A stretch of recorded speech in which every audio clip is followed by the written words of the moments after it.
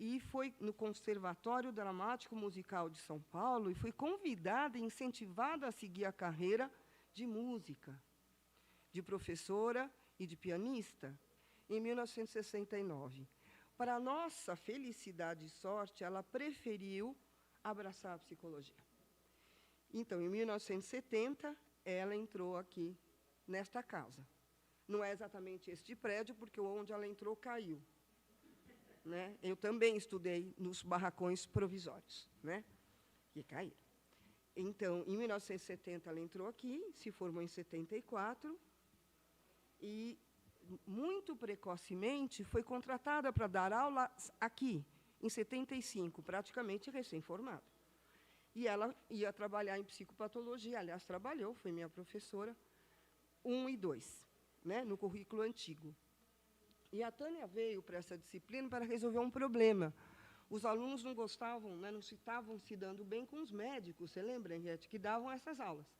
Aí a Tânia entrou e revolucionou a disciplina, inicialmente como auxiliar, e depois, muito jovem, se tornou responsável pela disciplina. Né? Bem, enquanto assumia essas disciplinas, e também na pós-graduação, ela fez o mestrado aqui, com até dissertação, análise de sonhos de gestantes, um estudo sobre regressão, orientada por uma acadêmica, né, que tomou posse comigo, que foi a Terezinha Moreira Leite, nossa professora também.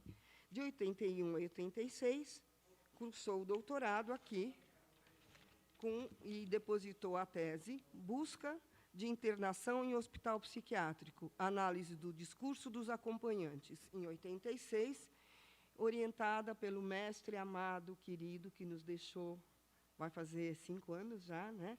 Riad Simão.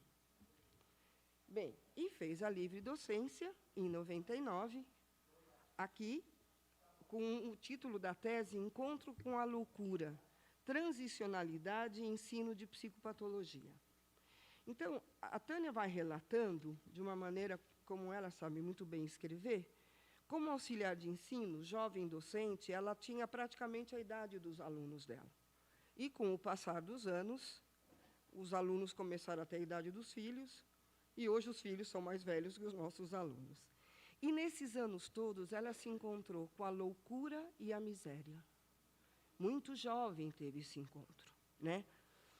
E o que deve ter marcado, que a mim marcou também, toda a vida dela, profissional, né? E a compreensão sobre o sofrimento psíquico marcou sua vida até hoje. Eu sou testemunha do quanto ela trabalhou e trabalha nessa temática. A Tânia não vai se lembrar, eu estava tentando entender em que situação que foi. Eu fui à casa da Tânia em 1975. Eu estava no 3º ano. Fui fazer uma supervisão com a Tânia. Você não deve lembrar. Ela estava grávida, eu não sei de qual dos dois, em 75, e eu me encantei com a sensibilidade da Tânia, porque a gente, quando tinha supervisão, ainda mais no começo, né, tinha uma outra ideia do supervisor. E aí a Tânia me acolheu e, muito sensível, me ensinou. E eu não podia imaginar, naquela situação, que amiga ela seria, e que pessoa tão importante na minha vida ela se tornaria. Né? E é uma referência. Bom, ela também menciona uma pessoa tão querida e muito importante que a supervisionava no seu trabalho com pacientes psiquiátricos, que é a querida e saudosa Amina Amadi, que já nos deixou há décadas. Né? Enfim, todo esse movimento dela, né, junto com o mestrado, o doutorado, a dedicação integral à USP. Aqui teve cargos de gestão na comissão de graduação, foi conselheira da pró-reitoria da graduação. E, na psicopatologia, que era a menina dos olhos, acho que ainda é, ela se dedicou por mais de 25 anos. Tendo, de um lado, a parte teórica, e ela, então, cunhou a psicopatologia psicanalítica, que era uma coisa que não existia, desta maneira, nas universidades, e, ao mesmo tempo, tinha uma parte prática, que eram os estágios, como ainda tem, né? Onde ela desenvolvia entrevistas com pacientes e propôs e criou o que ela chamava de atividades transicionais de aprendizagem. Foi por aí que ela, então, desenvolveu sua tese de livre docência e criou a Ser e Fazer Oficinas Terapêuticas de Criação, que era um projeto, né, tão importante e também muito inovador no que se refere ao tratamento de pessoas com seu sofrimento, né?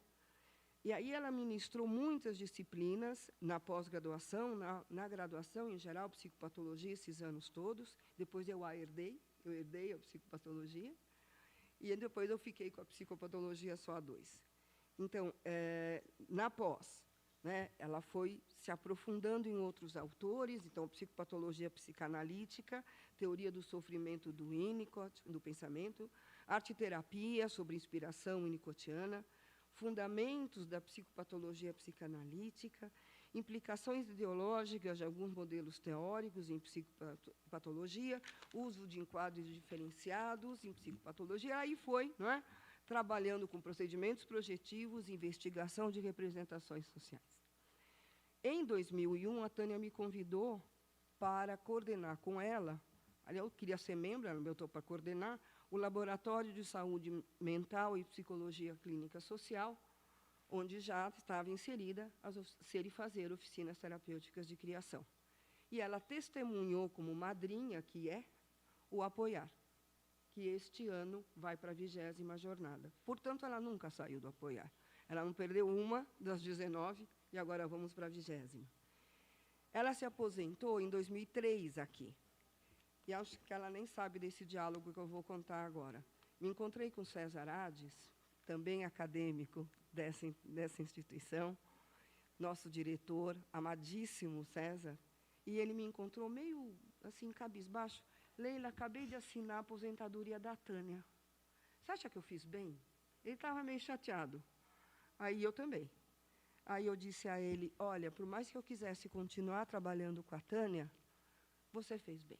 Você fez o que ela queria, né? E a Tânia nunca nos deixou, né? Ela continuou aqui, nós compartilhamos por anos uma disciplina na pós. E aí, em 2004, ela foi, né, os desafios sempre a encantam, ela foi trabalhar na PUC de Campinas e ficou lá até o ano passado.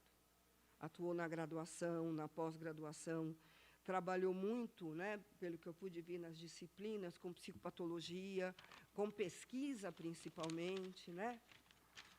A ética no cuidado, na psicoterapia, estudos sobre temas e problemas atuais das práticas psicoterápicas, algumas das disciplinas. E ela continuou muito produtiva em todos esses anos, né? Se a gente pensar, são quase 20 anos de aposentadoria. Então, se olha no Lattes, vai encontrar um projeto atual, a condição feminina e sofrimento social, estudo psicanalítico de imaginários coletivos, outro tema absolutamente inovador que a Tânia traz. Sofrimentos sociais e imaginários coletivos em blogs, vídeos e redes sociais, também atual. E tem outros, né? Estudo psicanalítico de imaginários coletivos sobre maternidade, com materiais online. E vai embora, né? Eu não quis anotar tudo, porque eu vou dizer para vocês procurarem no Lattes. A Tânia tem 111 artigos, publicados em periódicos indexados. Nos últimos 5 anos, 18. E a CAPES exige 2. E ela tem 18. E chama a atenção, né, o último é de 2022. E eu dei uma olhada, porque andei lendo coisas, e achei no meu computador um artigo da Tânia de 95, onde ela estuda o conceito de representação social, que ela diz se revela como ferramenta teórica muito útil na pesquisa, né? E ela traz a ideia de que esse conceito tem que ter uma certa frouxidão no intuito de garantir flexibilidade e fecundidade. Há 27 anos atrás. Aí ela traz um artigo em 2022. Um artigo que objetiva investigar o sofrimento de meninas adolescentes na perspectiva da psicologia psicanalítica concreta, referencial que se define pelo uso do método psicanalítico e de teorizações de tipo relacional. E, na verdade, esse trabalho é um estudo psicanalítico da série televisiva 13 Reasons Why, né? 13 razões para, que tematiza essa questão e, basicamente, o suicídio. O que a gente percebe é que a Tânia mudou, cresceu, se desenvolveu, mas a Tânia é a mesma. Essa possibilidade de crescer e se desenvolver e continuar sendo ela mesma e se comportando bem, como dizia o Winnicott, é muito importante. E aí eu fiquei pensando, qual é a principal contribuição da Tânia, né? Tem tantas, quantas teses, quantas dissertações de mestrado, quantos trabalhos, quantos artigos, disciplinas, a quantidade de palestras que a Tânia deu é... Então, deu e dá, né? E aí eu disse, ser e fazer, né? As oficinas. Eu acho que talvez não, né? É o amor à psicologia, né? O amor a todos nós. O amor às suas criações. Acho que isso, para nós, né, é um enriquecimento à academia poder contar com a Tânia agora aqui com a gente, como com a Mitsuko. E eu vou concluir com um pedacinho de um poema do Manuel Bandeira, para não ir para os nossos autores. Do que a gente mais gosta ou gostou na vida, e a gente pode falar isso perto dos 70, né? Vi terras da minha terra, por outras terras andei, mas o que ficou marcado no meu olhar fatigado foram terras que inventei. Sendo assim, Tânia, o convite é: vamos continuar inventando terras, estudos, trabalhos para nós, para as nossas gerações, filhos e netos, e é com muito prazer que eu te digo, seja bem-vinda à Academia Paulista de Psicologia.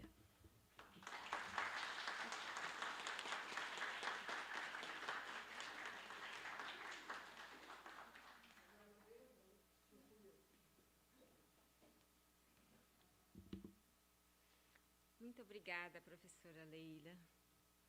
Parabéns, suas empossadas, que lindo. Neste momento, nós vamos proceder ao ato de juramento das acadêmicas. Então, cada acadêmica a ser empossada é convidada a fazer o juramento, que está aqui, assinar o termo de posse, receber o colar e a medalha e o diploma junto à mesa diretora. Então, convidamos a professora doutora Mitsuko Aparecida Makino Antunes, que ocupará a cadeira número 18, cujo patrono é Antônio de Sampaio Dória, para se dirigir à mesa.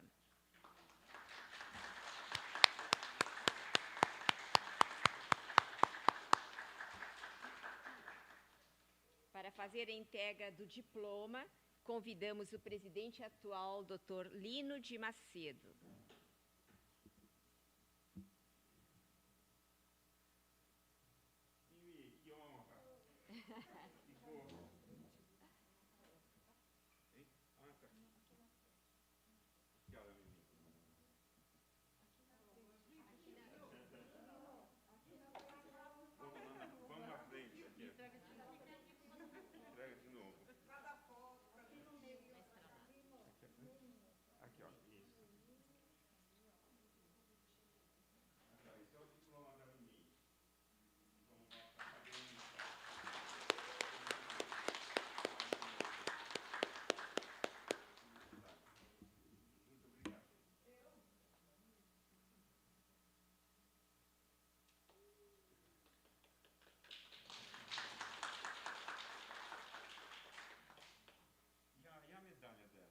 Medalha. Isso. Quem que vai dar? É você. Ah, pronto. Diploma e medalha, lá no mesmo lugar, por favor. É no mesmo lugar, é. Aqui, ó, isso. Eu não sei, mas deveria ter como é que fala, uma menção, assim, com esse ato, uma coisa que seja avisada. Mas, enfim, tá dito. Bem-vinda, bem-vinda.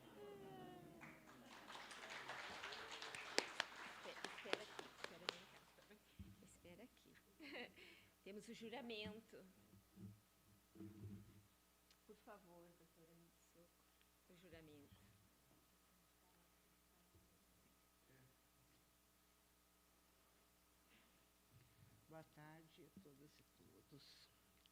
sessão solene de posse de acadêmicos da Academia Paulista de Psicologia, 9 de setembro de 2022.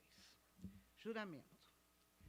Prometo cumprir fielmente com os deveres que me competem junto à Academia Paulista de Psicologia, propugnando pelo progresso deste sodalício, cujo objetivo principal é o de preservar a memória da psicologia e estimular o desenvolvimento dessa ciência em prol do bem-estar do ser humano.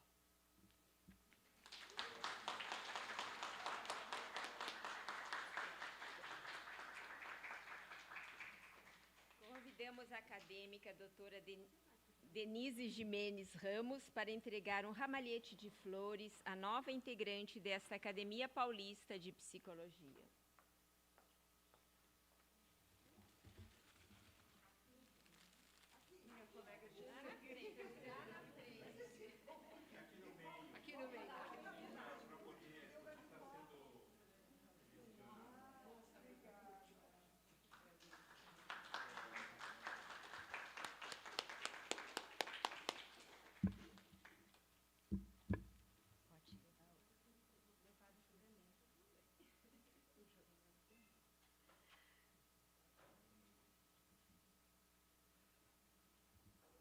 Convidamos a professora doutora Tânia Maria José Aiello Weisberg, que ocupará a cadeira número 12, cujo patrono é Raul Carlos Briquet, para se dirigir à mesa.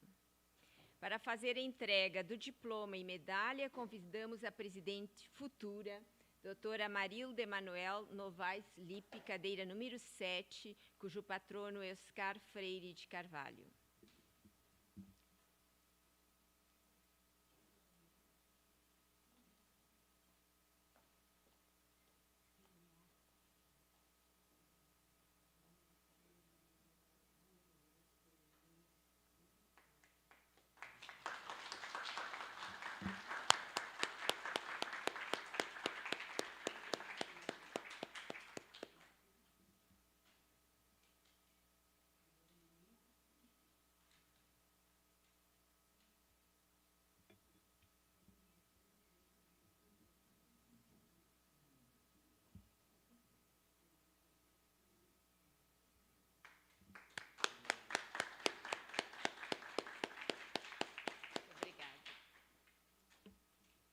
Juramento. Por favor, professor.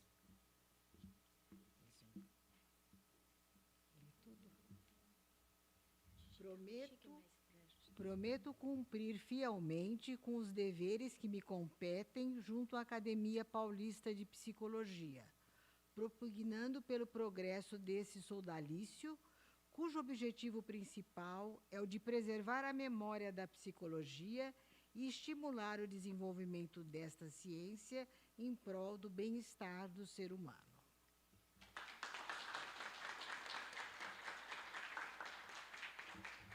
Aguarde aqui um pouquinho. Espere um momentinho aqui, professora. Convidamos o acadêmico doutor Eliseu Coutinho de Macedo, cadeira de número 32, patrono João Cruz Costa, para entrega de flores à nova acadêmica. Está no meio. Obrigada.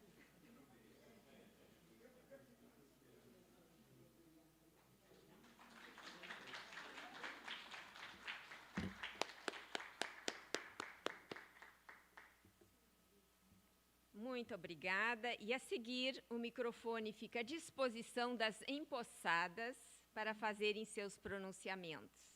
Mantendo a ordem alfabética, chamamos inicialmente a professora doutora Mitsuko Aparecido Makino Antunes. Muito obrigada.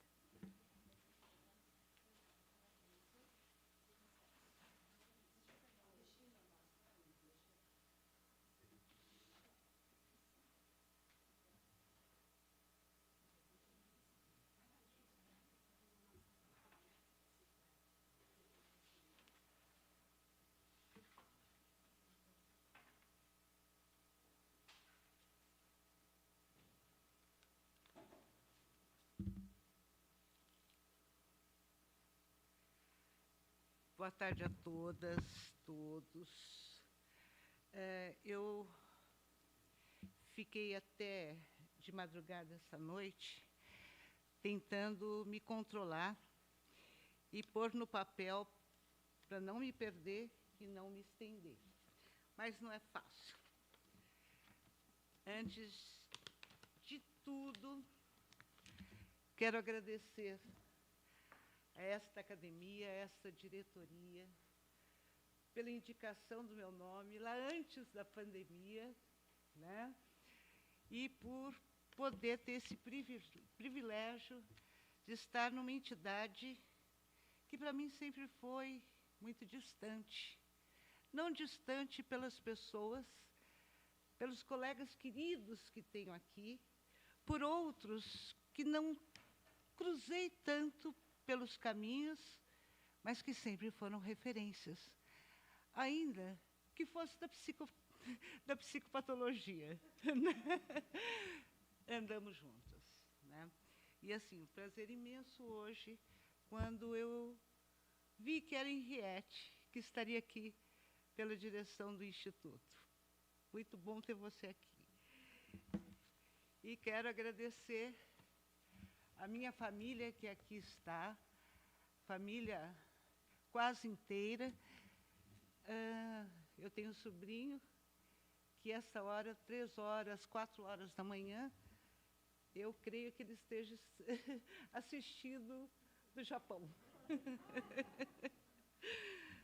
Eu falei, daí ele falou assim, se por acaso eu dormir, eu assisto depois no YouTube, mas já está com ele. E foi muito interessante quando eu recebi a notícia e fui correndo para ver qual seria a cadeira. O Briquet também é um velho conhecido meu, mas eu acho que o Sampaio Dória era bem mais próximo. Então, vou tentar ler aqui. Sampaio Dória foi, há mais de 30 anos, uma das personagens centrais dos estudos sobre o processo de autonomização da psicologia no Brasil.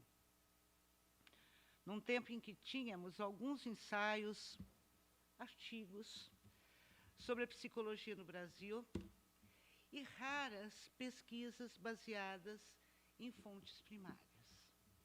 Né? A gente pode até começar em 1944, aquele texto curtíssimo de Plínio Olinto, em 1950, de Anita Cabral, depois de Samuel Froneto, Lourenço Filho e Isaías Pessotti. Eram poucos os textos, e eram todos ensaios. Mas eles foram o grande chão sobre o qual eu tentei me sustentar. E foi a partir destes ensaios, hoje publicados, né, numa obra, eles estão compilados num livro publicado pelo Conselho Federal de Psicologia. A partir de lá, eu fui delimitando os nomes, procurando nas bibliotecas daqui do Instituto, da Faculdade de Educação, da Faculdade de Direito, da Faculdade de Medicina, da USP também, Mário de Andrade e da PUC. Quando a tarefa era hercúlea, mas eu queria fazer pelo menos uma parte, uma pesquisa baseada em fonte primária. E as fontes primárias foram as obras que foram escritas pelos então catedráticos de psicologia e pedagogia nas escolas normais. Se eu pudesse saber a riqueza que encontraria, eu nem teria demorado tanto tempo para chegar nelas. E um dos meus autores foi Sampaio Dória. E ele, então, eu posso dizer que ele é fundamental, é um personagem, é um pioneiro, né? E a obra do Sampaio Dória, como da Escola Normal de São Paulo, é uma obra que é da história da psicologia paulista, mas é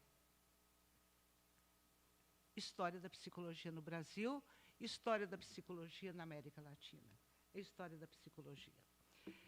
E Antônio Sampaio Dória, que em 1914 assumi a cátedra de Pedagogia e Psicologia na Escola Normal de São Paulo, no mesmo ano em que começava a funcionar a pleno vapor o laboratório da Escola da Praça, com o então médico italiano Hugo Pizzoli, né? Mas eu diria que esse alagoano que chega em São Paulo, ele foi imortalizado no campo da educação e do direito, mas o que fez um dos pioneiros da psicologia no Brasil, por sua obra em São Paulo, foi especialmente seu trabalho na Escola Normal da Praça. Eu diria que essa escola, até então, grande parte das nossas referências vem da Bahia, depois Rio de Janeiro, Pernambuco, Minas Gerais, até Rio Grande do Sul. Mas é na virada do século XIX para o século XX que São Paulo passa, é um pouco de bairrismo, eu sei, vocês me desculpem, mas passa a ser o grande protagonista da história da psicologia no Brasil, particularmente quando ela vai gradativamente tendo o reconhecimento como uma área específica de conhecimento, ainda que naquele momento produzida principalmente por bacharéis em direito e por médicos, mas que se tornaram os psicologistas e os psicólogos, né? Pois bem, eu poderia dizer o seguinte. Então, aqui são umas colagens. Sampaio Dória, então, assumia a cátedra de Psicologia, Pedagogia e Educação Cívica. Assim era nomeada, mais tarde ela vai se desmembrar.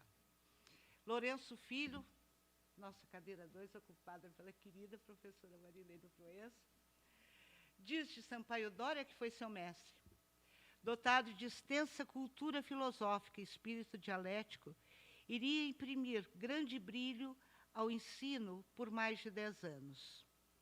E Maria Marta de Carvalho diz, segundo Lourenço Filho, que fora seu aluno naquele estabelecimento, as lições de pedagogia que lá ministrou durante 10 anos, abre aspas, haviam de rasgar novos horizontes a tal sorte de estudos, submetidos por muito tempo ao âmbito quase exclusivo da técnica da escola, ou seja, do aprendizado mecânico de pequeninas regras didáticas.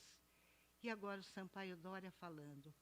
Quem quer que conheça de perto o mecanismo de uma escola normal, sabe que a sua espinha dorsal é a psicologia e a pedagogia encaradas à luz da ciência. A prática pedagógica não se divorcia da pedagogia e da psicologia. Essas duas ciências competem estabelecer os princípios educativos e as bases do método. E, basicamente, das obras de Sampaio Dória, duas delas foram as que eu mais me debrucei. Uma de 1914, Princípios de Pedagogia e Ensaios, e publicada em 1926, mas escrita antes, a obra Psicologia. E é muito interessante, porque em Princípios de Pedagogia, o que nós vemos é uma obra de psicologia. Da psicologia já reconhecida como uma ciência autônoma, de uma psicologia, ou melhor, de uma pedagogia que busca se sustentar na ciência, e, no caso, na ciência psicológica. Eu vou ler só um pedacinho do que está nessa obra. Sem os dados da psicologia da criança, os programas que se organizassem seriam para serem abstratos e reais, sem necessidades fisiológicas próprias, sem condições todas suas de vida e desenvolvimento, seres que a imaginação dos adultos se compraz em criar segundo o modelo de sua própria imagem. Ainda diz Sampaio Dória, não se pode pôr em dúvida que a ciência da educação se forma de preceitos da psicologia infantil, da higiene e da sociologia. O psicólogo, o médico escolar e o pedagogo se hão de dar as mãos na educação da verdade. E na obra Psicologia, diz Sampaio Dória, ou melhor, trata ele dos fenômenos da consciência sensações, relações entre corpo e espírito, hábito. Num primeiro momento, temos a impressão que ainda é sobre uma matriz wundtiana, mas não. A grande base é William James. Ainda ele trabalha estados afetivos, dor e prazer, sentimentos, instintos e paixão, estados representativos, linguagem, percepção, imaginação criadora, raciocínio e conhecimento e verdade, e estados gerais, como atenção, memória, vontade e caráter. Numa perspectiva funcionalista, mas de William James, mas já com o pé totalmente dentro do século XX. Né? Às vezes eu tenho uma saudade de algo não vivido, que era ter estudado nas escolas normais daquela época.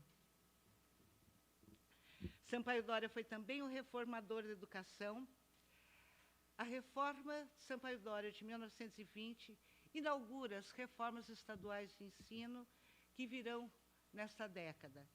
E a reforma de Sampaio Dória, até hoje, muito polêmica, ela tem defensores e detratores com igual energia. Para alguns, o aligeiramento da educação.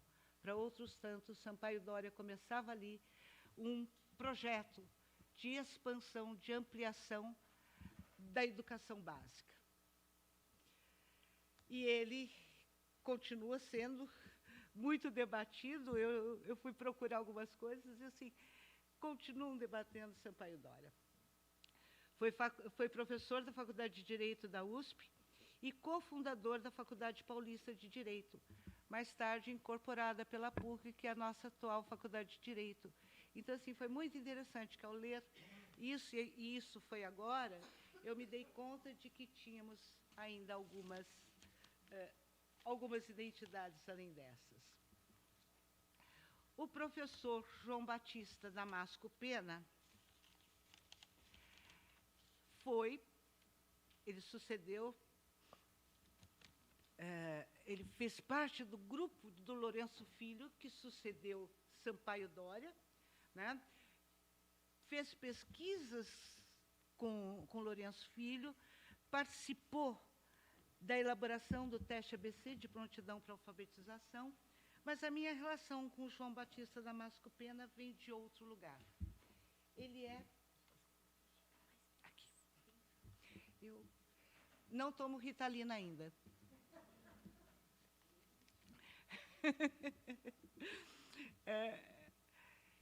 Ele é um dos tradutores de uma obra imensa, de uma obra que eu tenho cá comigo, que ainda que eu já não possa mais ler em papel e nem enxergar o tamanho das letras, eu guardo comigo porque é uma obra imensa. É a obra História da Psicologia, da Antiguidade aos Dias de Hoje, uma interpretação francesa, europeia, da história da psicologia, de Fernand Lucien Miller. Esta obra, para mim, ela é livro de cabeceira, ela é um dos tijolos sobre os quais me assento quando trato da psicologia. E Terezinha Fran, por incrível que pareça, a mais nova, é quem eu menos conhecia, até porque já tão recente, muito recente na história da psicologia. Mas Terezinha Fran é alguém também formada em pedagogia pela PUC. Né? Terezinha Fran foi uma das grandes batalhadoras pela educação pública paulista. E lembrando do início da Escola Parque Dr. Edmundo de Carvalho, lá no Parque da Água Branca, que vai mudando até chegar no prédio que dá a Escola Experimental da Lapa. A meu ver, uma das 3 grandes experiências paulistas, brasileiras, latino-americanas, de uma educação inovadora e revolucionária. A Escola Experimental da Lapa, a Escola de Aplicação, aqui da Faculdade de Educação, e os ginásios vocacionais. Essas 3 experiências educacionais, elas continuam sendo grandes luzes. Eu são as escolas que têm a filosofia que eu quero para minha neta, para minha sobrinha neta, para o meu sobrinho neto, né?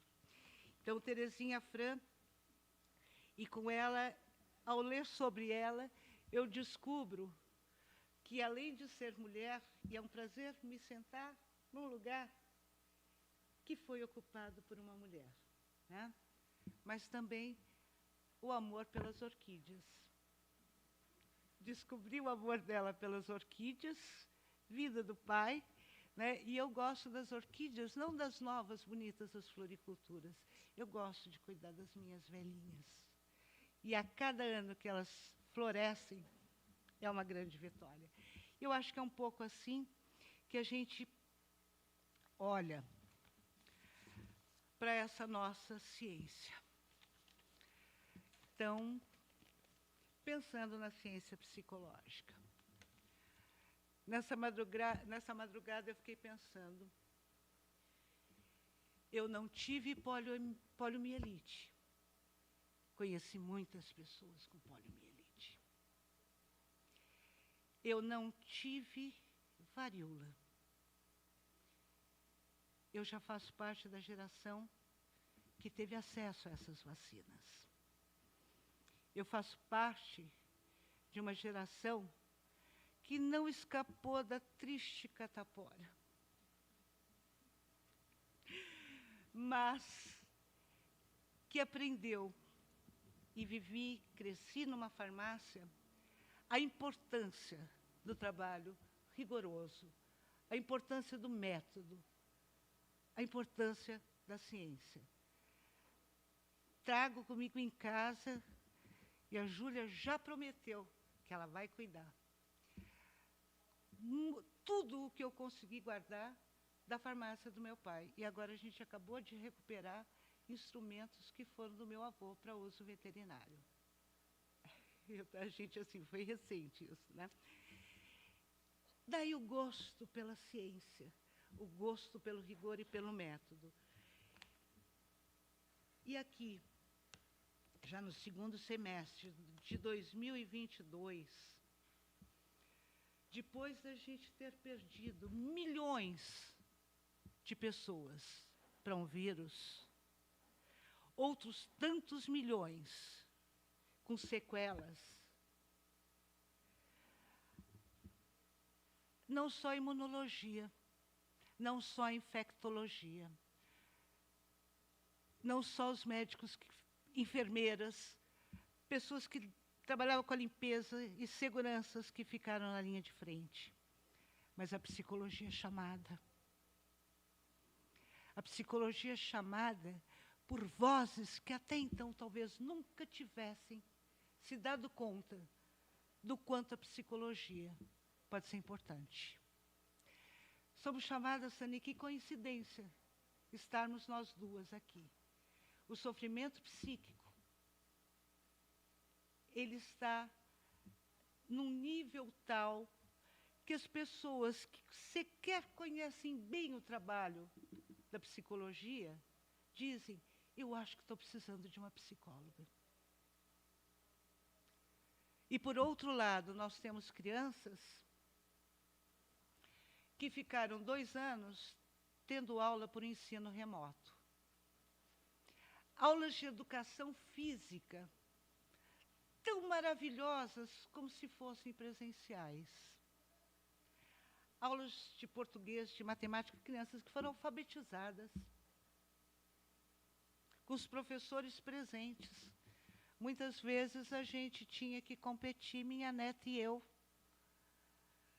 entre a aula de português da escola dela e eu trabalhando com Sócrates e Platão. Né? E, de vez em quando, nós nos encontrávamos, ela com a tábua de Pitágoras e eu com corpo e alma de Pitágoras. Né? Mas isto não é verdade que todas as crianças estiveram no mesmo barco, né, Roseli? Como a gente estava discutindo na segunda-feira. Os barcos foram muito diferentes. Nós temos crianças, muitas, que sequer voltaram para a escola. Nós temos a grande maioria das crianças teve um exercício que levou para casa, que devolveu para a escola. A defasagem é incomparável e nós, psicólogas escolares, nós, psicólogas e psicólogos que trabalhamos com educação, nós temos uma tarefa imensa pela frente.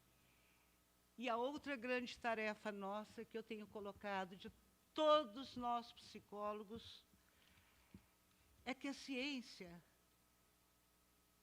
tem sido suplantada pelos conhecimentos, ou melhor, por ideias as mais toscas possível. Coisas que foram aprendidas na escola, com bons professores, elas são suplantadas hoje. A geografia. Qual escola, por mais precária que fosse, não tinha um globo terrestre? E, no entanto, o terraplanismo parece que atinge cerca de 10% da população. E isso é tarefa nossa. Então, assim, quando a gente pensa que a gente está assim... Ai, queria me aposentar também, viu? Quando a gente pensa que está na hora de descansar, a tarefa que vem pela frente é imensa. Eu espero, com este grupo, com essa interlocução com vocês, que a gente possa levar essa discussão, esse compromisso ético, político, social, não só com o nosso país, mas com o nosso planeta, porque nós temos uma tarefa grande aí. E eu quero só agradecer minha família que aqui está, e um grupo muito especial, que é o grupo da Secretaria de Educação de Guarulhos, da gestão de 2001, 2008. Essas pessoas me ensinaram, porque eu sempre fui acusada de ser muito acadêmica, de ser muito teórica. Elas me ensinaram que é possível. A nossa teoria tem uma contribuição imensa. E ela pode ajudar, contribuir. Sozinha, não, mas ela pode contribuir para fazer diferença. E eu aprendi isso com vocês. Obrigada, meninas. Obrigada, gente.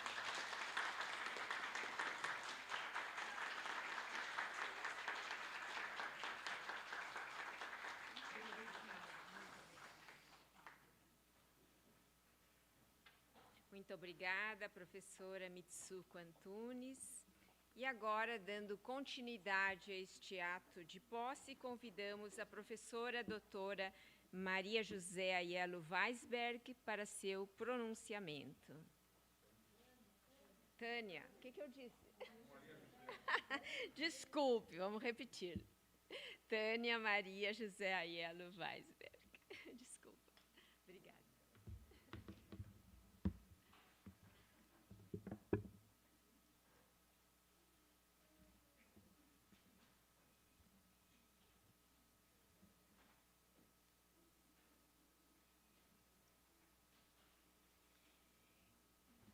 Bom, é com grande honra, satisfação, que saúdo as senhoras acadêmicas, os senhores acadêmicos, na querida figura do senhor presidente, professor Lino de Macedo, querido amigo. Estendo minhas saudações às autoridades e aos demais presentes, e também ao pessoal que eu sei que está ali no YouTube, não é? Então, inclusive familiares. Quero expressar, antes de mais nada, minha alegria e gratidão por ter sido escolhida pelos senhores acadêmicos e acadêmicas para ocupar a cadeira de número 12. Fato que, a meu ver, corresponde à honra de participar de uma entidade constituída por notáveis que representam, em conjunto, o esforço coletivo de produção de um saber de indiscutível importância social. Além disso, não posso deixar de agradecer aos queridos amigos e parceiros, Leila Cury Tardivo, que hoje me presenteou com uma fala tão bonita, tão amiga, Walter Trinca e Manuel Antônio dos Santos, que foram aqueles que trouxeram até mim o vislumbre da possibilidade de estar hoje na posição em que me encontro, junto com a Mimi, com quem eu compartilho a ideia de que a academia eu a via como algo distante, mesmo que os seus membros sejam pessoas que são referências, que são amigos, que são muito próximos. Esses 3 amigos trouxeram até mim o vislumbre dessa possibilidade e certamente contribuíram para que essa ideia pudesse hoje se tornar realidade. Penso que cumpre prestar alguma homenagem às ocupantes anteriores da cadeira número 12, as professoras Betty Katzenstein e Margarida Hoffmann Windhausen, bem como ao seu patrono, o professor Raul Carlos Briquet. Faço não apenas para cumprir protocolo ou atender expectativas compreensíveis, mas principalmente pela convicção que se reforça com a maturidade e o envelhecimento, de que a vida é um acontecer inerentemente coletivo e transgeracional, de modo que muito devemos àqueles que nos antecederam. A primeira ocupante desta cadeira, a doutora Betty, como era conhecida, nasceu na Alemanha, onde viveu os 30 primeiros anos de sua vida, ali fazendo sua formação como psicóloga e seu doutorado, e iniciando a vida profissional no Instituto de Psicologia de Hamburgo, nas áreas de seleção profissional. Só um pouquinho. Fala mais perto do microfone que o pessoal da internet O pessoal não... olhem. Oxi.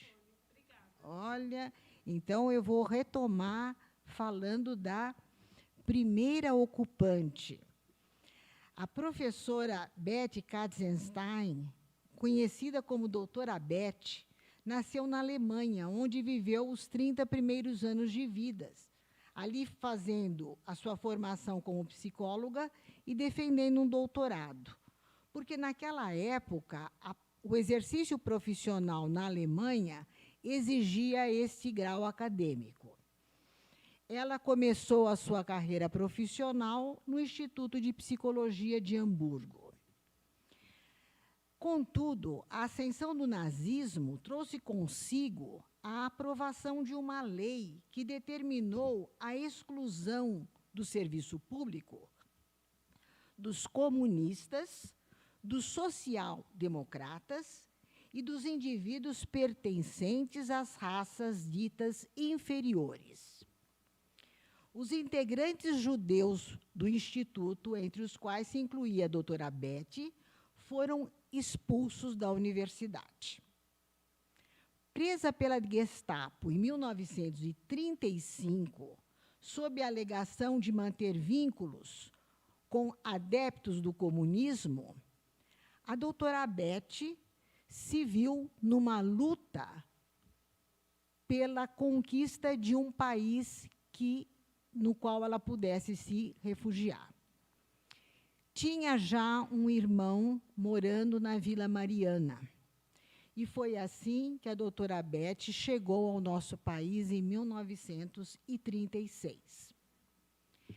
Essa dura experiência no início da vida profissional, com 30 anos de idade, faz parte de um conjunto de numerosas histórias de sofrimento e de coragem, histórias que todos conhecemos, mas que vim a compreender de uma perspectiva ainda mais próxima, quando, tornando-me judia por opção aos 42 anos de idade, passei a conviver com a família do meu marido, aqui presente, bem como com a comunidade judaica paulistana, especialmente aquela que se mantém bastante próxima da Congregação Israelita Paulista, instituição que contou com valiosas contribuições da professora Betty. O Lino se lembrou hoje do meu segundo sobrenome, primeiro sobrenome de casada. Meu primeiro casamento foi com Ludovic Tsu, pai dos meus filhos, falecido há mais de 20 anos. E eu quero dizer para vocês que há pessoas que não acreditam em reencarnação. Eu não sei se eu acredito ou não, mas a minha vida tem algumas encarnações nessa única vida. Esse conhecimento, essa aproximação da comunidade israelita paulista, ela tem modificado muito a minha vida e tem tingido, tem colorido fortemente o meu envelhecimento. Então, eu quero dizer para vocês que considerei uma coincidência muito feliz ocupar uma cadeira que foi ocupada anteriormente por duas mulheres, grandes mulheres, mulheres sofridas e corajosas, batalhadoras e, inclusive, judias. A segunda ocupante da cadeira 12 foi a professora Magui, a Margarida Hoffmann Windholz, conhecida como professora Magui por todos. Ela também nasceu na Alemanha e também chegou no Brasil em 1936, como a doutora Beth, com a diferença de que ela chegou com 10 anos de idade. Então, ela veio acompanhada pelos seus pais e pela sua irmã gêmea. Essa diferença de idade, ambas trabalharam juntas, mas essa diferença de idade permitiu que a Magui estudasse psicologia aqui na Universidade de São Paulo. Então, ela integrou a primeira turma do curso de psicologia da USP. A Magui se interessou pelo estudo da análise do comportamento, participando como pioneira de sua implantação em nosso país. Atuou principalmente no campo da educação de pessoas com necessidades especiais, inclusive autistas. Além de ter sido professora do Instituto, onde orientou mestrados, doutorados, ela também atuou em muitas instituições, como o Centro Israelita de Assistência ao Menor e a Carminha Associação para a Reabilitação do Excepcional.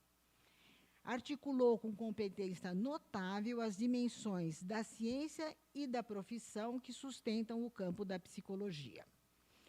Aos 80 anos, ela que chegara ao nosso país com 10 anos de idade, que aqui teve seus filhos, aos 80 anos, ela mudou-se com o marido para Israel.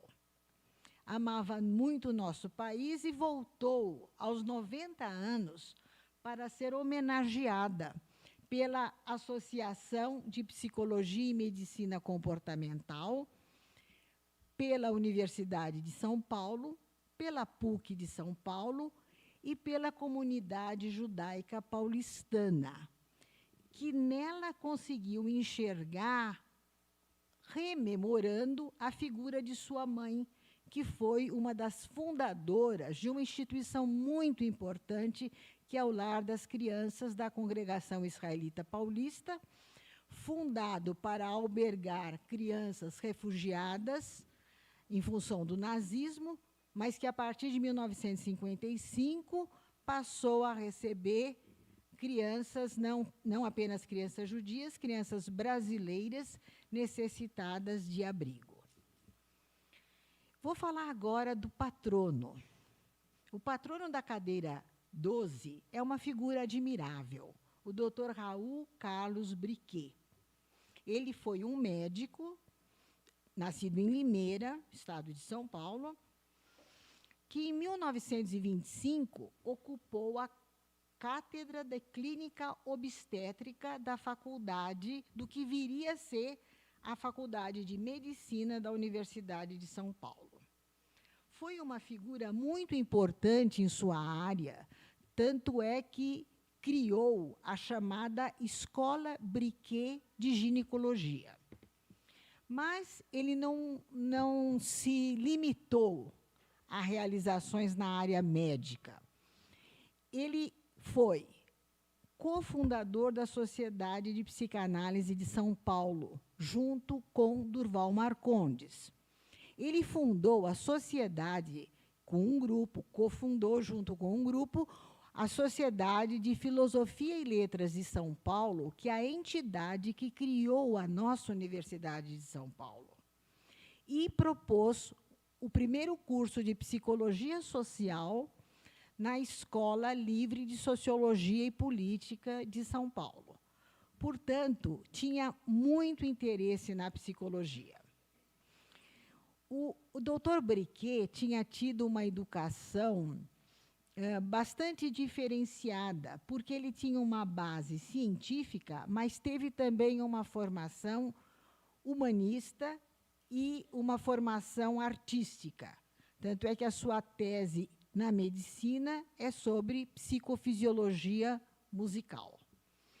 Eu gostei muito de conhecer esses dados da vida do patrono da cadeira, porque nós temos em comum, isso é uma coisa assim formidável da gente pensar, não é? Este homem faleceu quando eu completei 1 ano de idade. Então, é curioso a gente pensar como algumas afinidades podem viajar pelo tempo na nossa imaginação, melhor dizendo, na nossa elaboração imaginativa. Então, o Dr. Briquet era exímio pianista. Eu não sou exímia pianista. Vamos dizer assim, talvez meus vizinhos preferissem que eu fosse exímia, mas, em todo caso, eu posso dizer para vocês que o piano é um grande companheiro que me acompanha nas boas horas e nas horas não tão boas. Então, fiquei contente de pensar que, de alguma forma, me aproximo do Dr. Briquet. Eu queria agora finalizar fazendo algumas considerações em relação à minha própria trajetória, para justamente ter oportunidade de agradecer a muitas pessoas, porque eu entendo que a trajetória de cada um de nós expressa o resultado de parcerias, trocas, intercâmbios com os nossos professores, com nossos colegas, nossos orientandos, alunos, no nosso caso da clínica, com os nossos pacientes, e com um certo tipo de pessoa especial que eu chamo de autor-professor.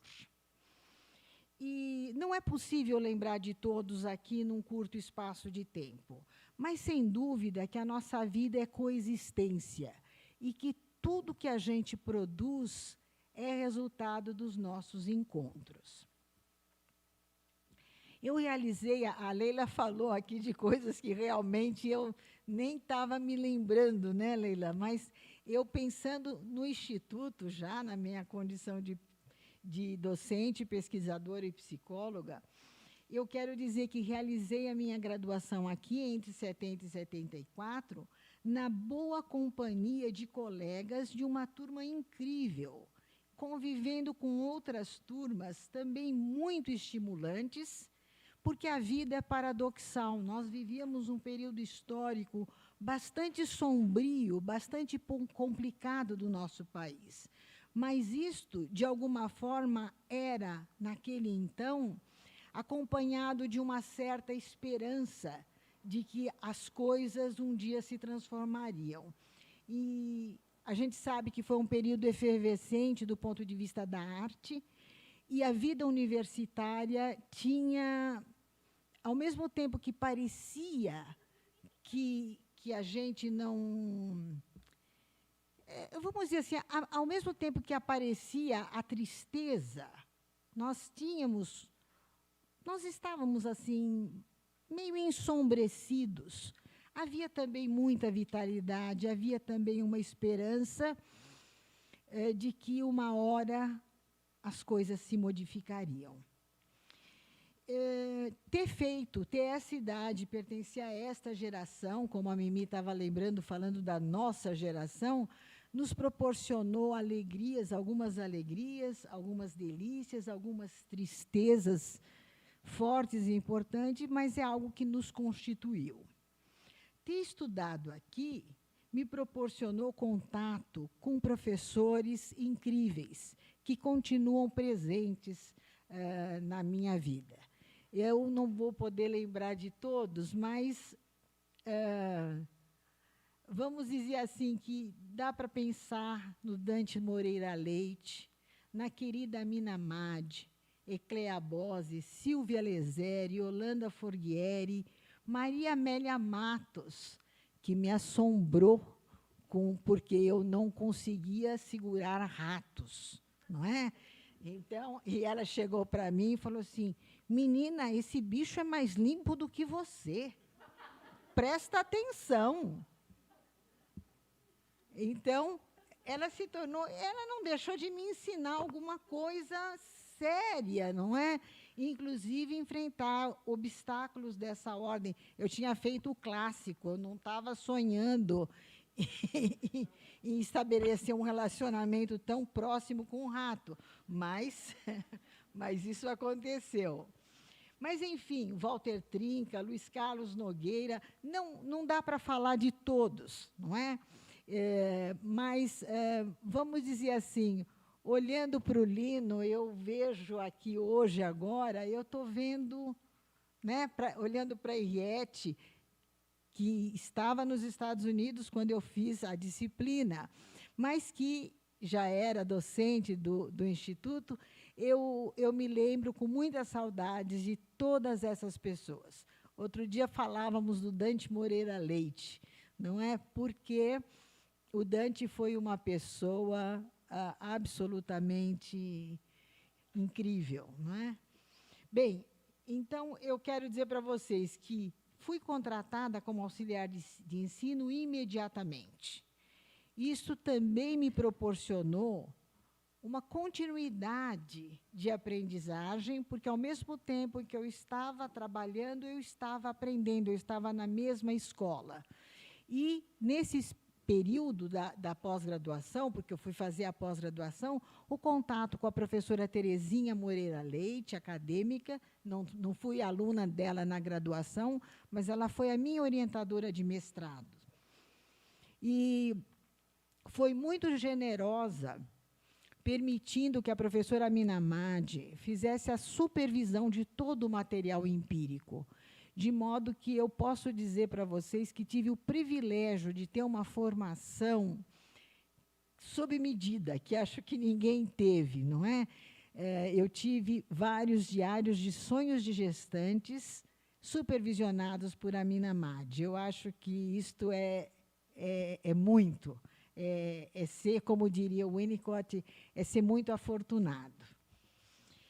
Quando eu fiz o doutorado, eu estive sob orientação do professor Riad Simon, e eu devo muito ao Riad. O Riad me infundiu uma confiança muito grande nos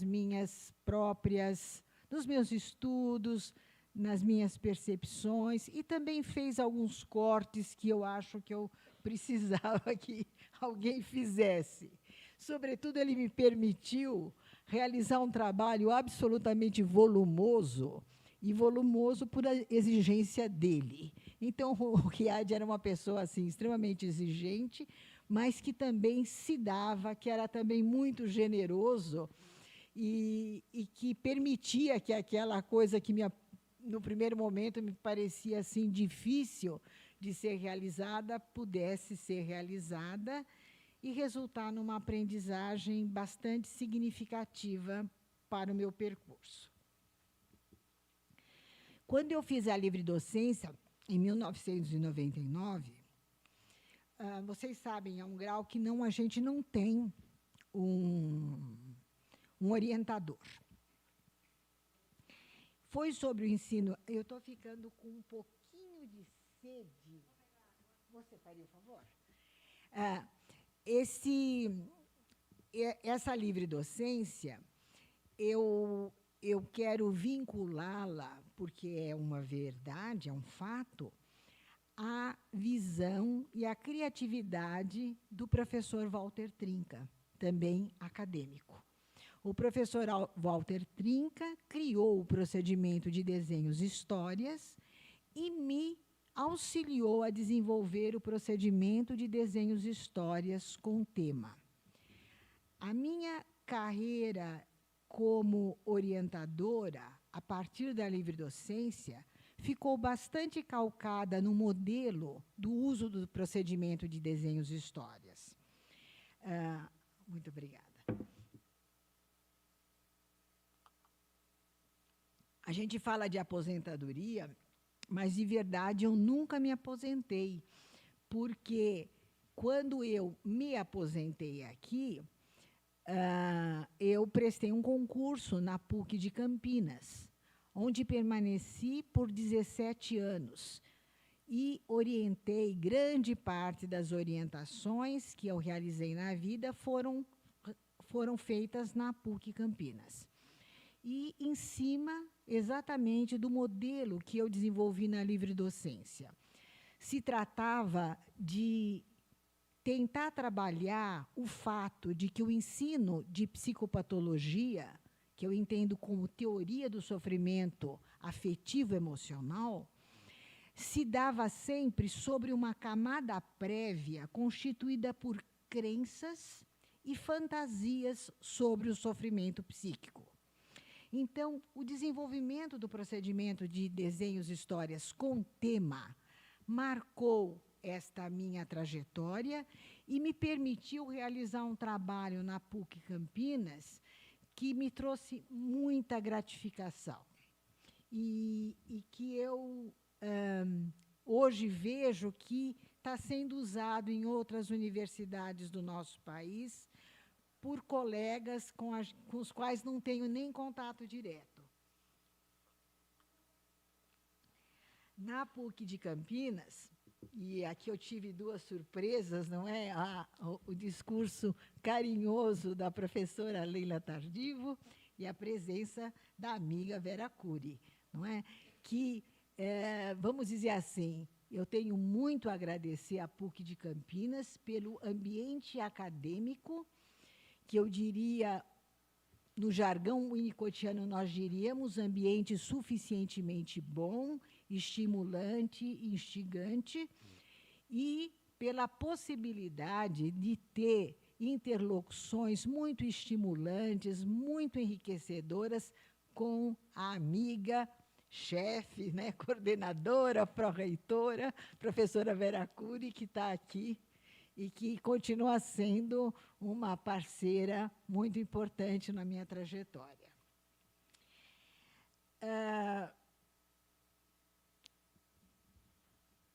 Eu aqui, no laboratório, pude ter a honra de criar o Laboratório de Psicologia Clínica Social, inspirada pela professora Jaqueline Barrio-Michel e pelo professor André Sirotá, dois amigos, ela já falecida,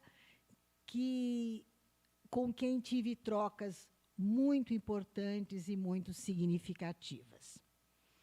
Quando essa assim chamada aposentadoria, que, na verdade, muito mais foi um arranjo do ponto de vista das minhas finanças para poder ajudar filhos que tinham ficado órfãos de pai precocemente, e que se revelou uma coisa muito boa, né, pela oportunidade de estar na PUC Campinas, mas eu tinha o problema de como eu me aposentaria, porque, para vocês terem uma ideia de como as coisas se passaram, eu nunca tive licença maternidade de verdade, né? Eu tinha no papel, mas eu trabalhava, não é como muitos de nós aqui, não é? A gente não vai falar, a gente esquece essas coisas, mas muitos de nós fizemos esforços desse tipo, né? Então, eu não podia me aposentar porque eu nunca tinha, com 28 anos de casa, eu nunca tinha tido uma licença-prêmio. Então, e eu não conseguia ter licença-prêmio porque ninguém conseguia me substituir. Eu me lembro de uma colega, gente, que, quando ela faleceu, ela teve que ser substituída por 3 professores. Ela faleceu muito cedo, professora de Rocha, a professora Lília. E aí o departamento descobriu que ela fazia o trabalho de 3 pessoas. Eu não digo que eu fizesse o trabalho de 3 pessoas, mas eu acho que trabalhava muito e só pude me aposentar porque minha amiga Leila Cury Tardivo se dispôs a assumir a disciplina de psicopatologia. E isso depois de várias outras tentativas, né? Os colegas do departamento iam a 2 aulas e depois diziam: Tânia, aconteceu um problema, infelizmente não vai dar para você tirar, para eu assumir as aulas. Porque era uma carga realmente pesada, embora muitíssimo satisfatória. Mas, enfim, eu devo a Leila, como colega, uma colega que, de fato, me ajudou muitíssimo. Primeiro, por essa possibilidade de me deixar tirar as licenças-prêmio, para me aposentar, para ir trabalhar, não é? E, por outro lado, porque vi que ela cuidaria carinhosamente do laboratório. E ela não só cuidou, mas ela cuidou melhor, porque ela tem uma vitalidade muito grande e ela expandiu notavelmente o laboratório com a criação do Apoiar. Nós falávamos há pouco acerca da... Ouvíamos a Mimi falando, né, da pandemia. A Leila e o Apoiar atenderam, durante a pandemia, quantos atendimentos, Leila, foram feitos? 5.400 atendimentos. Claro, contando com a ajuda de psicólogos, muitos deles, né, de todas as idades. Isto, inclusive psicólogos idosos que se prestaram a dar esse tipo de atendimento, mas tudo sob a coordenação da Leila. Então, é realmente um trabalho admirável e eu tenho essa gratidão, tenho que agradecer várias vezes a Leila por diferentes motivos, né? E também pelo fato de eu não ter me ausentado da USP na medida em que o Apoiar sempre foi, as jornadas Apoiar sempre foram um norte que permitiu que a minha produção e a dos meus orientandos da PUC de Campinas fosse apreciada aqui no âmbito do Instituto de Psicologia, num intercâmbio que se revelou muito salutar para ambos os lados. Então, foi algo pelo qual eu devo agradecer. Eu já estou finalizando, eu queria só falar um pouco para vocês sobre os autores professores. Os autores professores são 2, o argentino José Blecher e o inglês Donald Winnicott. Eu preciso falar dessas pessoas porque, embora eu não tenha convivido com eles, não sei quantos de vocês assistiram um filme que em português chamava Nunca Te Vi, Sempre Te Amei. E é um pouco o que aconteceu para mim em relação ao Blecher e ao Winnicott.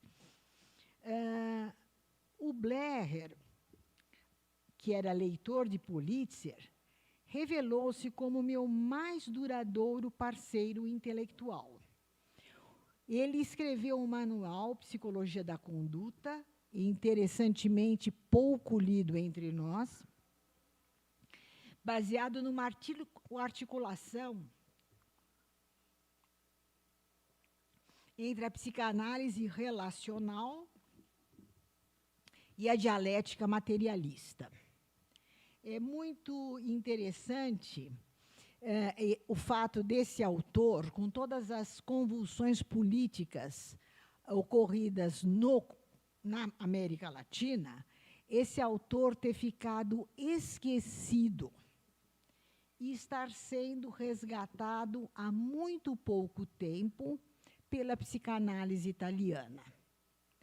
Ele é um autor que segue atualíssimo, principalmente para aqueles que estão interessados no estudo dos sofrimentos sociais, principalmente para aqueles que percebem que o sofrimento afetivo emocional não pode ser pensado sem que ele seja contextualizado na sociedade em que vivemos.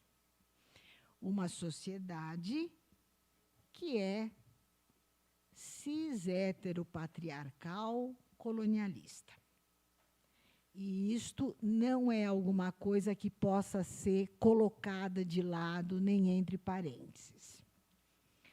O segundo autor, o Winnicott, eu cheguei a ele através do Blecher, porque o Blecher fazia uma exigência que a clínica fosse exercida de modo a produzir teorizações maximamente próximas do acontecer humano. Isso é muito importante, porque quando se faz com teorizações abstratas, fica fácil ignorar a pobreza, a opressão da mulher, o racismo, a colonialidade, o poder. Quando se faz uma teorização próxima, tudo isso vem à tona. Então, eu acho que cheguei ao Winnicott, que é um autor de uma enorme sensibilidade, mas devo dizer para vocês que hoje sou capaz de assumir que adoto uma abordagem pós-winnicottiana, porque com a ajuda do Blecher e com a ajuda de conhecimentos gerados pelos movimentos sociais e pelas ciências sociais, nessa ordem, movimentos sociais e ciências sociais, porque os movimentos foram na frente, né? A gente pode fazer algumas correções fundamentais que tornam a obra de Winnicott mais adequada ao que temos que enfrentar, principalmente no nosso país e na América Latina. Eu acho que eu digo para vocês que o Winnicott tinha um livro, ele tem um livro muito interessante, chamado Natureza Humana, que há pouco tempo, graças à fala de um pediatra, eu me dei conta do que era o que fazemos. Esse era um livro que era um caderno de notas. Só que ele faleceu e todo mundo começou a publicar tudo. Então, confesso a vocês que depois que eu soube que era um caderno de notas guardado na gaveta, me senti um pouco indiscreta, né? Acho que todos nós deveríamos diferenciar aquilo que uma pessoa quis publicar, porque ele escreveu durante um período ao longo de décadas, e nunca achou que estava pronto. Mas a verdade é que é um livro genial. E quando eu penso nesse livro, e quando eu penso nos acréscimos que ele nos permite fazer, eu penso assim, sou uma pessoa que foi afortunada, é uma das expressões que ele usa nesse livro, ele fala, as pessoas podem ser afortunadas, pouco afortunadas e desafortunadas. Eu acho que posso me considerar uma pessoa muito afortunada, por diversos motivos, né? Não apenas por ter escapado de circular nos espaços mais sombrios do nosso país e do nosso continente, mas principalmente por ter sido auxiliada a compreender questões fundamentais do sofrimento humano que sempre foi o meu maior interesse, e principalmente por ter feito disto um norte para a minha vida. Então, eu digo para vocês que estar aqui hoje com vocês é um presente de 70 anos de idade pelo qual eu agradeço muito. Tipo, graças à la vida. Muito obrigada.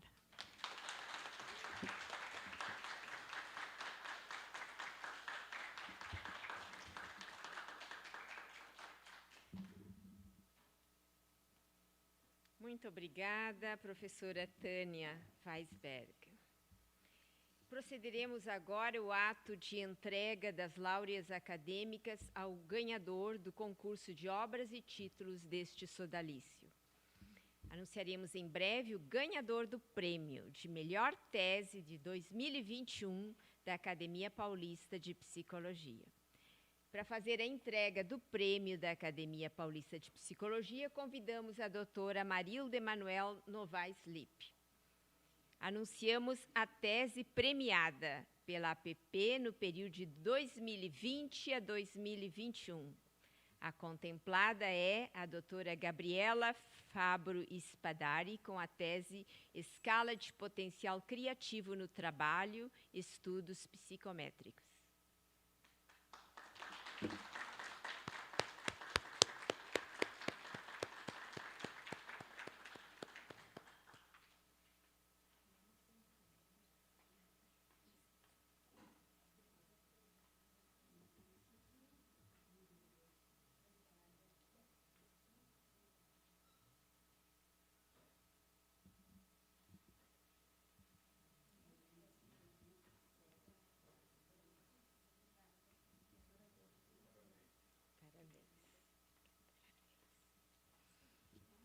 Para fazer a entrega da menção honrosa, convidamos a acadêmica professora doutora Marilene Proenza Rebelo de Souza. Anunciamos a atribuição da menção honrosa para a doutora Mariana Simão Taliba Chalfon, representada neste ato pela acadêmica doutora Denise Jimenez Ramos, com a tese A Utilização da Terapia de Sandplay em Crianças que Apresentam Sintomas de Transtorno de Oposição Desafiante, TOD, e Transtorno de Conduta, TC, um estudo quantitativo e compreensivo. Queria agradecer a doutora Mariana não pôde estar presente, agradece profundamente aos membros da academia por esse prêmio que a honra muito. Muito obrigada. Vou receber o nome dela.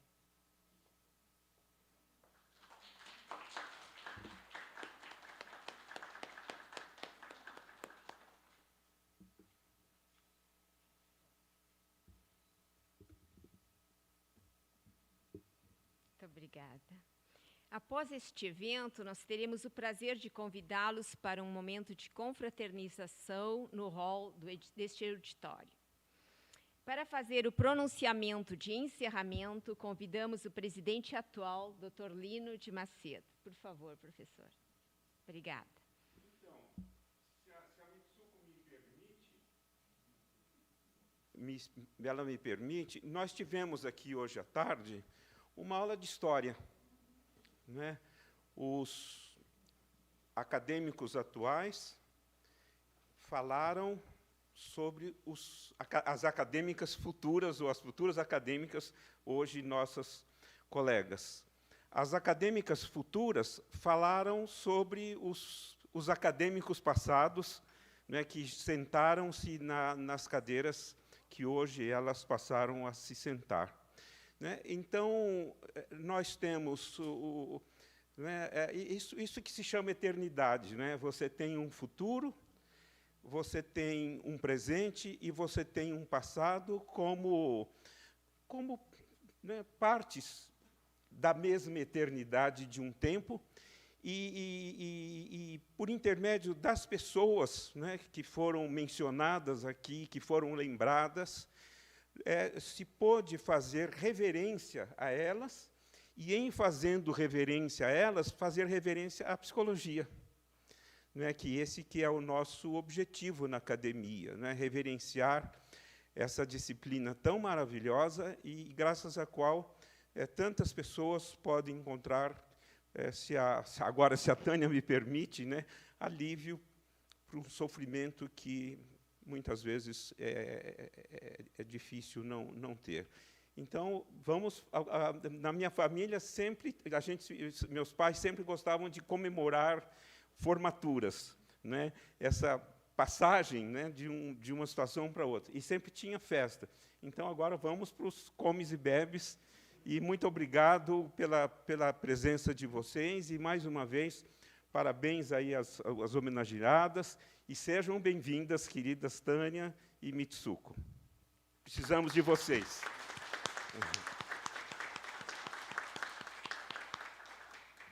Um avisinho antes. Por favor, nós gostaríamos muito de fazer uma foto com vocês, as novas empossadas e a premiada. Então, nós pedimos que vocês venham aqui depois para nós fazermos esta foto com a mesa diretora.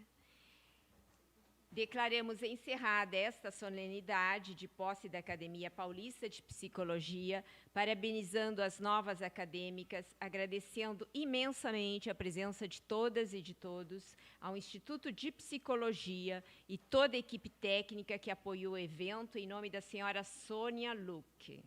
Muito obrigada. Agradecer o apoio ao longo de todo o processo e dedicação da senhora Elza Gouveia. E a editora Metacognitive, que contribuiu para que esse evento se realizasse. Agora, então, convidamos para o coquetel de confraternização. Muito obrigada. Mas antes, a nossa foto, queridas empossadas e premiada. Muito obrigada.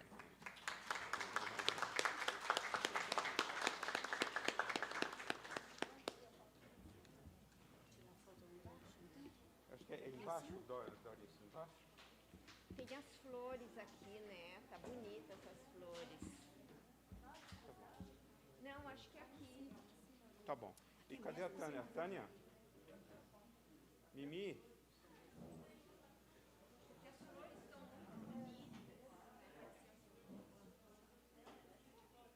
Mas quem ganhou o prêmio também, né? Sim, é claro. Gabriela? Denise, Gabriela? Gabriela? E Denise, você representa a Denise? Cadê a Denise? Ah, não, está aqui. Vamos para lá mais um pouquinho. Mais para lá um pouquinho. Ah, tem.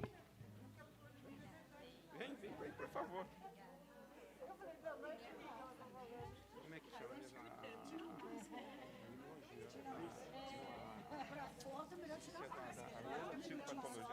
Leila, Cris, venha, por favor. E Leila. E aí, cadê a Eda? Eda, por favor, Eda.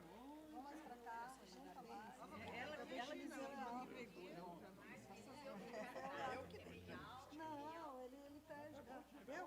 Você pode ficar. Deixa a Eda chegar, gente.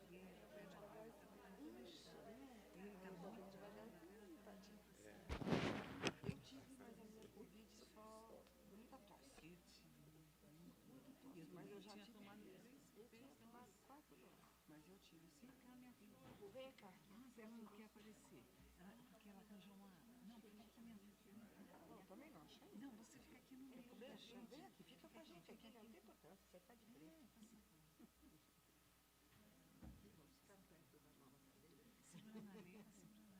Mais uma coisa que a gente vai estar junto? Giz ou app.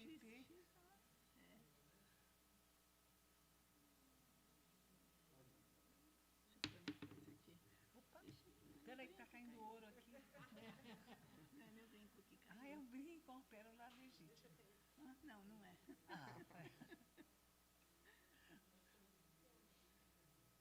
Tô segurando. Você tirou bem aí. Tirou bem ele. Você gostou? Gostei, vou apresentar copiar. vou apresentar o meu benê para o seu benê. Pode apresentar. Meus, seus, nossos. Mais? Ai, meu Deus do céu, nós somos muito artistas. Cada mergulho um flash.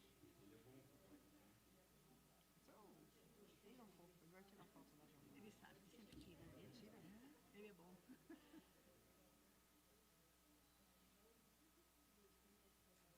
Tudo bem? Doris, tudo bem? Senhora mestre de honra. Mestre de uma cerimônia. Eu esqueci a minha lá no público. Peguei. Mas Eu você tenho que vai pôr de colocar. novo. Mas o reitor não falou que não é para usar máscara? Pois é, mas aqui no IP a comissão estava vendo. Descer para me mascarar. Meu Deus. É, mas é, só que aqui no IP a comissão manteve. Eu estou dando aula de máscara. Mas por quê? Você está com Ah, é Covid? duro, né? Não é fácil falar, né? Alguém Com a máscara. teve Covid por aqui? Um monte. Eu tive Covid em 2004 de Covid. Eu tive 4 vacinas e tive Covid em junho. Ah, não. Tudo bem. Oi, Doris. Queridas, agora vocês podem descer, por favor. Agora eu posso te ajudar. Não, peraí, você precisa de ajuda. Não, Obrigada pela honra. segura. Vai na frente. Vou na frente. É que o pessoal está cumprimentando.